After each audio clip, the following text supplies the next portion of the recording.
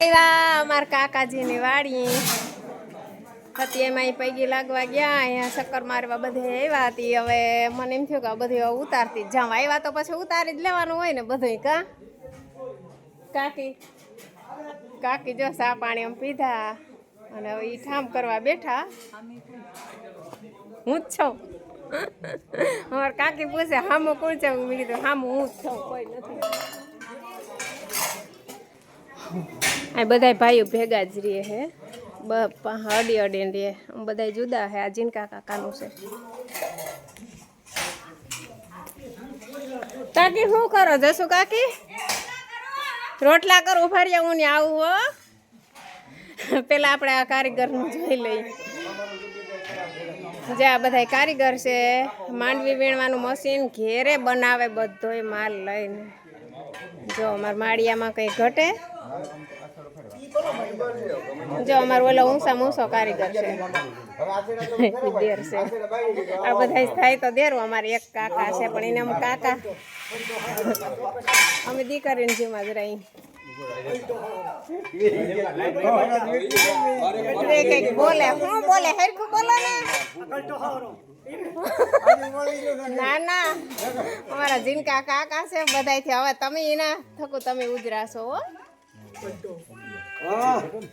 જય બધા એવા હસતા હોય ને મસ્તી કરતા હોય કાકા દીકરા બાપ દીકરો બધા અમારા બધાને આવીએ એટલે અમને બધાને મજા આવે બહુ જ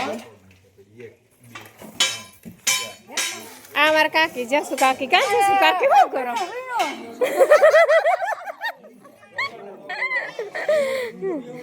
રોટલા કરી લીધા તમે રોટલા કરી લીધા અરે તમારી ભલી થાય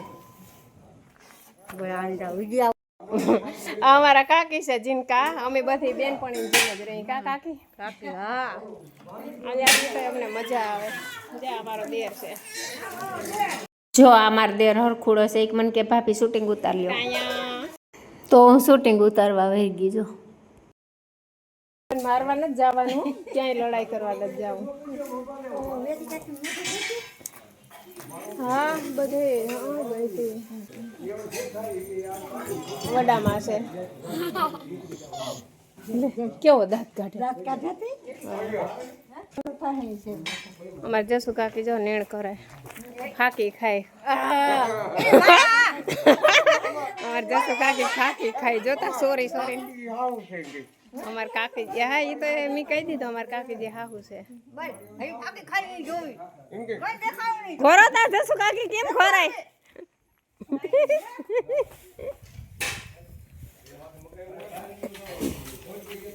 માર દેર એમ કે ભાભી આમ શૂટિંગ ઉતારાય જો આમાં એક માર દેર હરખુડો છે ને એમ કે આમાં બધું શૂટિંગ ઉતાર લે મેં કીધું હાલો શૂટિંગ ઉતાર લો નીકળ્યા ગોવિંદા જ ભેગા થયા કેવા કામ કરે જોતા કારીગર છે કઈ ના ઘટે જસુ કાકી વાહિદા નાખે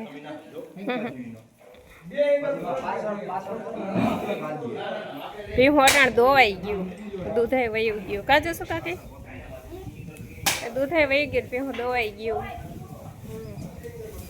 મસ્તી ને ભીહું બધી બાંધી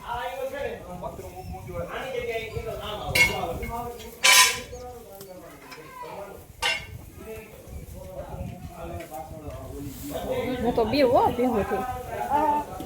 મારે તો એમ થાય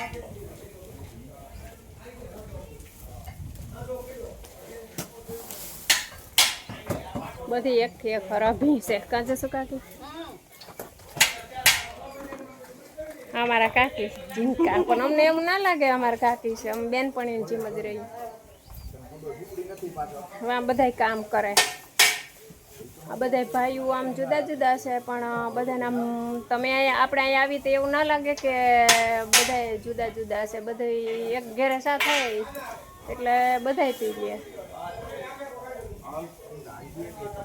તો આપણે અહીં માંડવી વીણવાનું મશીન બને છે અને કાકાનો મગજ એવો હાલે કે આની આગળ ગમે એવા સિટીના કારીગર હોય ને તો એ ટૂંકા પડે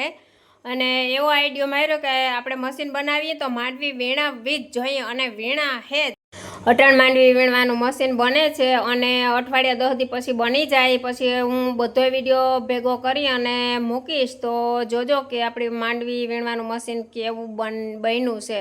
અને જો બનાવે તે જોઈએ.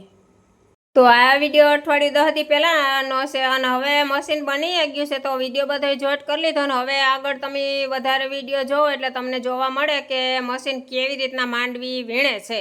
અને આજ કાંઈ બનાવ્યો. હવે આપણે બધા જોઈએ તો આપણે જ્યાં મશીન હાલે ને ત્યાં જાય છે. આ ડેમો છે અને હવે પછીના વિડીયામાં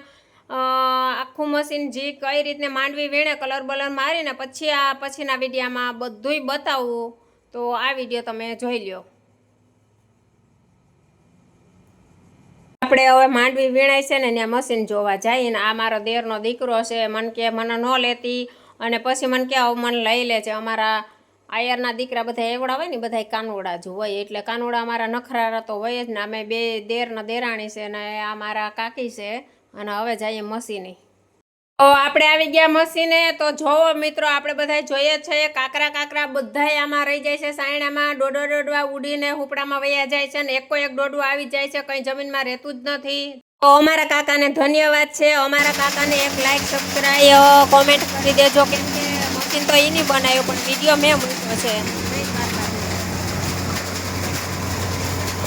ફરી વિડીયોમાં આપણે પાછા મળશું. કમ્પ્લેટ મશીન થઈ જાય એટલે આજે બપોર પછી વિડીયો મૂકવાનો છે ને આ વિડીયો મારે ભૂલથી નીકળી ગયો એટલે મેં ફરી પાછો મૂક્યો છે. તો મિત્રો મને કોમેન્ટ શેર કરજો તો હું વિડીયોમાં આગળ આવું.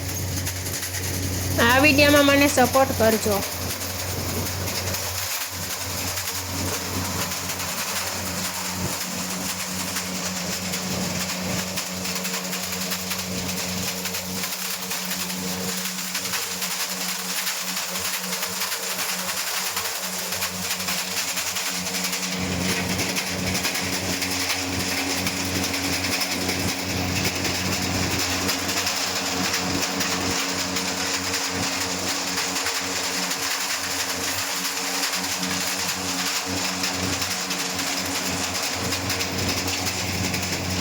જય દ્વારકાધીશ.